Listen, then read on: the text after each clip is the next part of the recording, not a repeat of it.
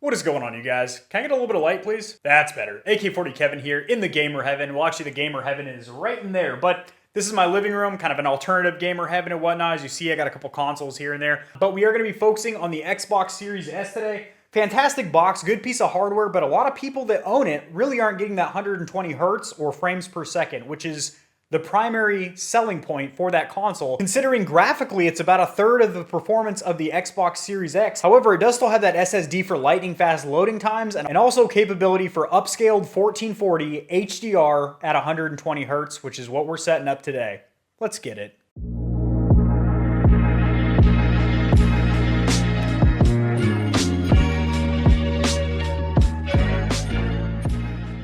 Alrighty guys, so first thing you are going to need is indeed a TV that is compatible with HDMI 2.1. It should actually be labeled on the back as such. It has specifically two ports on the back that says 4K 120 HDMI 2.1, and that is what my Series S is plugged into. The PlayStation 5, when that gets here, will be joining the PS4 Slim and that micro PS1 over there, and the PlayStation or Sony section of the entertainment center over there. Obviously, you figured it out. Nintendo's right here in the middle. And yes, the last Nintendo console that I picked up was a Wii, which is jailbroken, has a bunch of retro games on it, but maybe we'll get a Switch in there with some red lighting in the background. Who knows what the build's going to look like in here. But anyway, so when you are TV shopping, make sure it does have HDMI 2.1. And just because it has 2.1 doesn't necessarily mean that TV will support 120 hertz. I made a separate TV buyer's guide probably 6 months ago. That'll be linked in the description below. But honestly, my TV here is linked in the description below as well. And after all the shopping that I did, a lot of comparison, a lot of grunt work behind the scenes,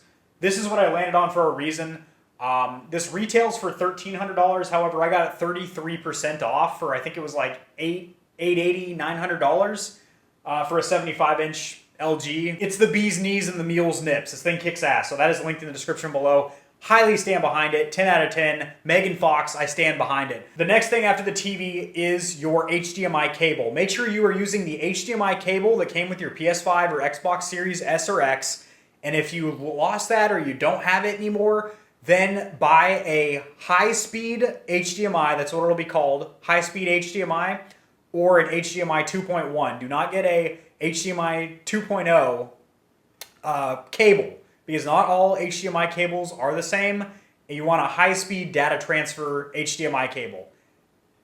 So TV, HDMI cable. Now we're going to hop over here to the TV settings real quick, and these are going to be pretty synonymous no matter what brand you have. Like I said, this is LG or Life's Good, but even if you have, Sony, Vizio, any of the major five, Panasonic, stuff like that, you should be good here. So hitting settings, which as you see, I'm in game right now. If I go to the right, it's an HDR effect.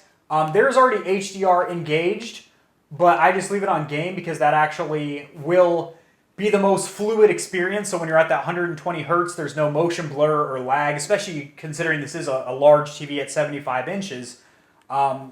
It's a lot of space for the pixels to get upscaled to. So you want to make sure you're in game mode. Advanced controls down here.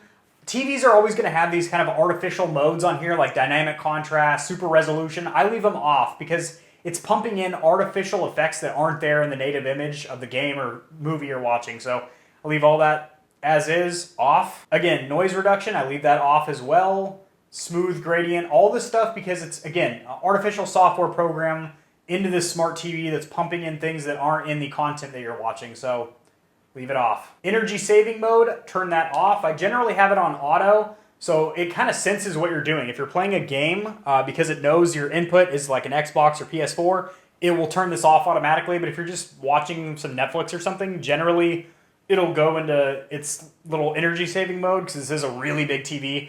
But even still, just turning it off is probably a good bet because you're always getting maximum performance out of your display. Eye comfort mode, I leave that off. That is a blue light filter, so at night you get that natural melatonin in your body by not seeing all that blue light flooding your corneas, but I'm a Stallion, so I leave that off. And the very first time that I paired the Xbox Series S to the smart TV, it recognized that it was a Series S, and it even had like optimal settings that popped up. And I was able to go through and do all that good stuff. Now we're going to go into settings here inside the actual Series S itself. So to get there, you're going to press the home button.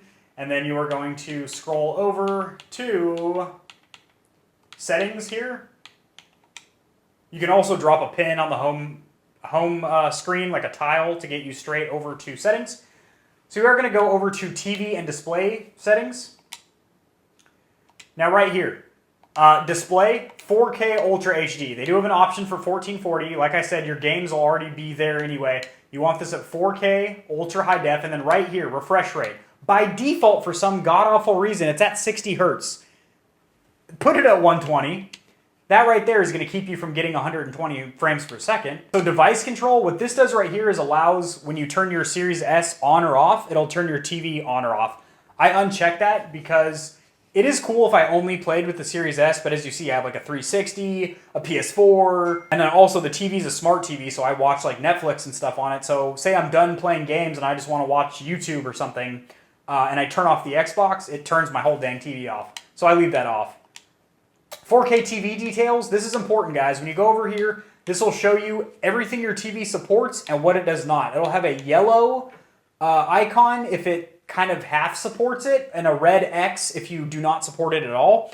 As you see, I'm good to go here. It's green check marks to the left and to the right. 4K 120, and it even warns you, 4K 120 requires a ultra high-speed HDMI cable sold separately.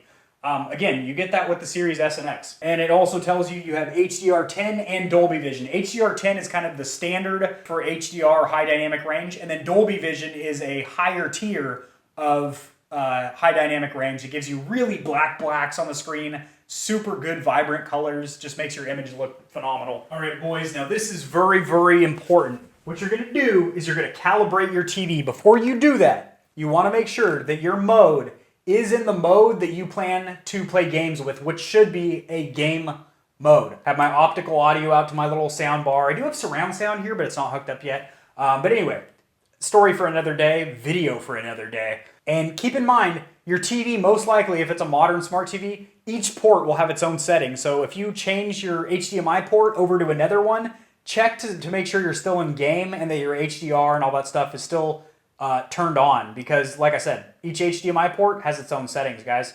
So we are in game, and what we're going to do is go over here to calibrate TV, and then we're also going to do calibrate HDR for games. So it gives you some things to do. Leave your TV on for 5 minutes to let it warm up. It's not a car, boys. It should be good to go. You know, it's not like it has a CRT tube that needs to warm up or anything. Make sure your room lighting is at normal levels. It certainly isn't right now. I have a super blaring halo ring behind me. Set the highest res on your TV. It always is, baby. 4K or nothing. And this is basically giving you this little test over here, and you can adjust the settings inside of your inside of your TV. So you're overscan to make sure you're actually not getting any bezels or borders. You're getting the full screen. And this is where you're going to be able to go through the menu on your TV and just set up your brightness, your contrast, your color settings, all that stuff.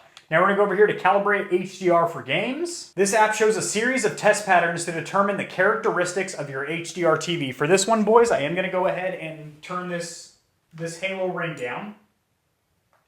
Ooh, look at that lighting, boys. RGB with Cardi B. Your TV is currently in HDR mode, so it knows that. It can smell that in the air that my TV is in HDR mode. Before you begin, set your TV into game mode. Check. Set your room lighting to match the sexual seduction of your console. Check. Disable your TV's picture sharpening settings. I told you, boys. I told you to do that already, remember? Sharpening can cause unwanted outlines around test pattern blocks, and it just looks janky. All right, so you're going to use the left and right D-pad here to go darker to brighter. This screen determines the darkest visible details on your TV, so those blacks, those darks. Use your Xbox controller to adjust the image until you can barely make out the checkerboard pattern. And you want to have it all white. You don't want to have any, you don't want to see little checkers like that. You want it all white. All right, now on this one, after you scorch your corneas from how bright this is, you want your entire screen to be white. Thank you for finishing HDR calibration. Run calibration whenever you change your TV setup. So like I mentioned, if you change an HDMI port in the back, you're going to want to run this again, boys. All right, but we're not done yet. Over here in advanced, you're going to go to video modes. You want to make sure that you have allow 4K, allow HDR10, allow HDR, and allow Dolby Vision. You want all these basically, but this one right here, I'll explain. Low latency mode lets games switch your TV into auto low latency mode, also called game mode. So yeah, we'll take that. All right, so over here in color depth, by default, it's on 8-bit. Go ahead and bump that bad boy up to 12-bit. That's going to give you the deepest, richest colors. Hit yes. Color space, leave it at standard. And then right here, leave this checked. Some apps add a border so they don't run off the edge of some TVs. If you don't want apps to add a border, turn this off. I leave it checked and I don't see any borders in any app, so just leave it as is. When you first launch a game, a lot of times it will pop up with some settings specific for that game. So this is an older game. This is remastered Call of Duty, but say you get something like a new AAA title, like say Halo Infinite comes out. The first time you play that, it will have a specific HDR and TV settings menu that'll pop up on the Series S or X. The Series S and X, by the way, guys, had the exact same operating system, the same OS, all that stuff. The only difference is obviously the hardware.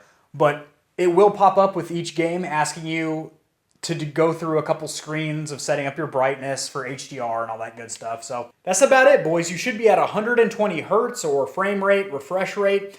And that's at 4K if you're on the Series X and 1440 upscaled on the Series S. Again, the process is the same because the Series S and X have the exact same operating system on them. And you'll also have HDR on, which will make your graphics look even better than standard 1440 or 4K because that high dynamic range is real, it's muy caliente. It's very hot. So that's it, boys. Enjoy your Series S and X's. If this was beneficial for you guys, shove a thumb where the sun don't shine. Liking the video helps it to get seen by more people's peepers. That helps my channel to grow, encourages me to keep making content like this, making it rain on you guys. And for more tutorials for your Xbox Series S or X, as well as PC builds, custom controller builds, like them boys over there, subscribe to the channel, tallywhack that notification bell so you're alerted when my new videos come online, and I'll see you guys in the next video. Peace.